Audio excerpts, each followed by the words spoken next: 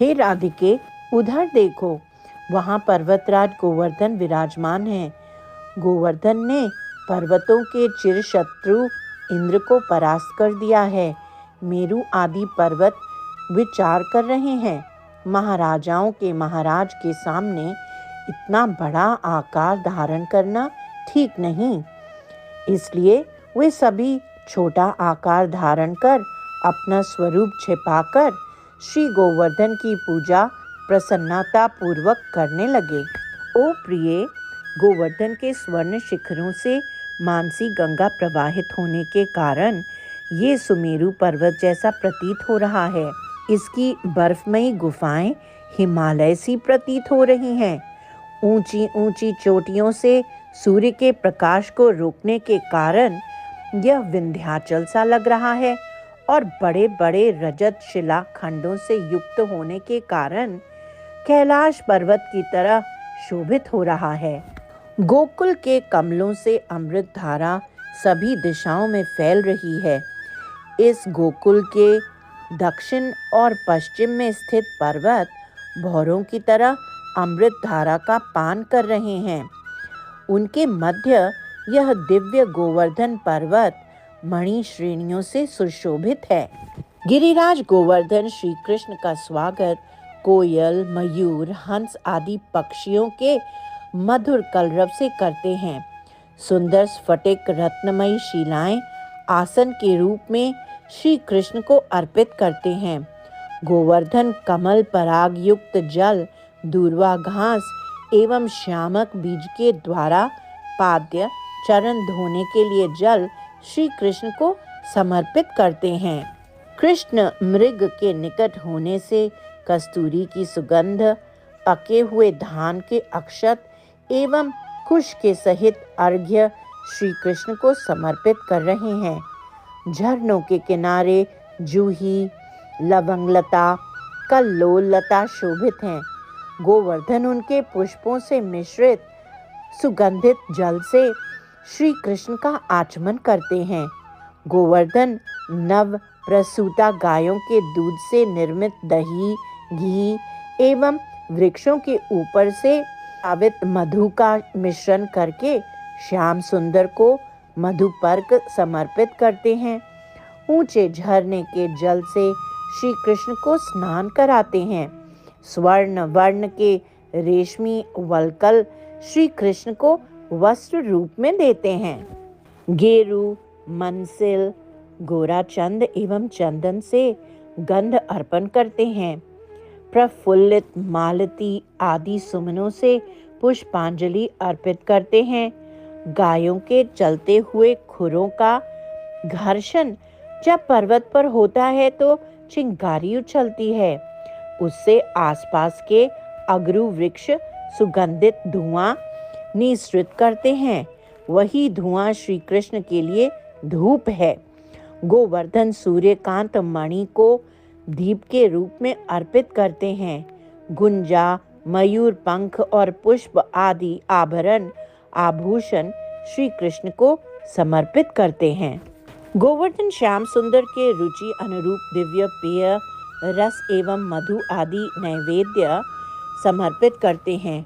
पुष्प और तुलसी गंध युक्त शीतल जल से पुनर्आचमन कराते हैं। वे मलयानल के सुगंधित मालती, चंपा आदि पुष्प मंद हवा से दोलायमान होकर कृष्ण की आरती उतारते हैं। वे गोवर्धन बड़े बड़े कदम्ब वृक्ष के पत्तों को मलयानल से आंदोलित कर कृष्ण को बीजन पंखा करते हैं। गोवर्धन श्री कृष्ण के चरणों को सुख अनुभव कराने के लिए शिलाओं को ऋतु के अनुरूप शीतल या उष्ण कर देते हैं।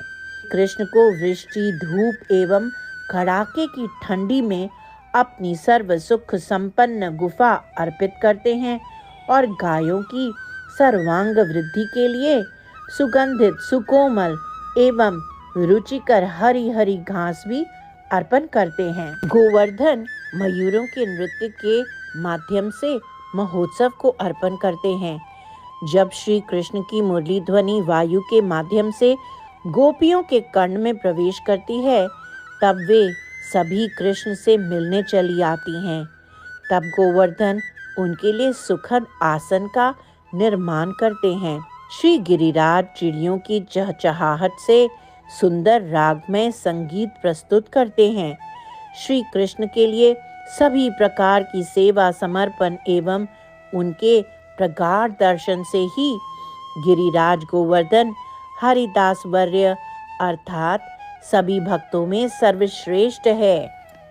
गोवर्धन श्री कृष्ण को, गोपियों को एवं संपूर्ण जगत को अत्यधिक आनंद प्रदान करने वाले हैं, क्योंकि वे श्री कृष्ण लीला के लिए सारी सामग्री और अनुकूलता प्रदान करते हैं।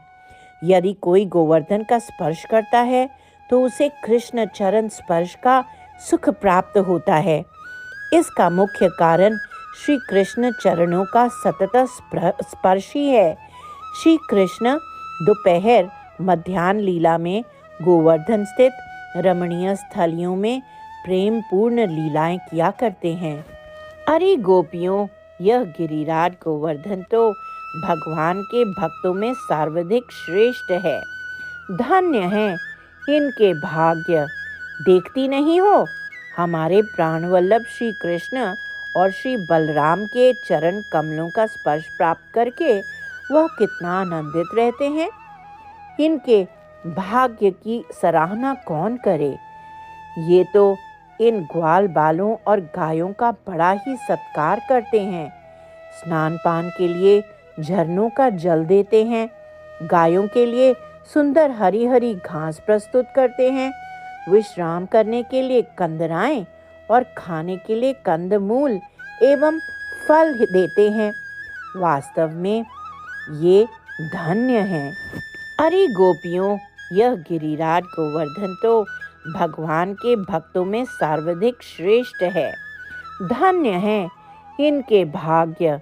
देखती नहीं हो, हमारे प्राणवल्लभ श्री कृष्ण और श्री बलराम के चरण कमलों का स्पर्श प्राप्त करके वह कितना आनंदित रहते हैं।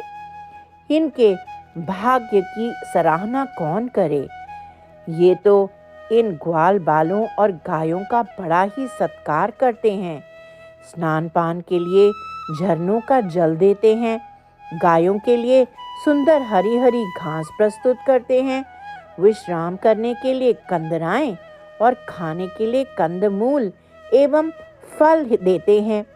वास्तव में ये धन्य हैं।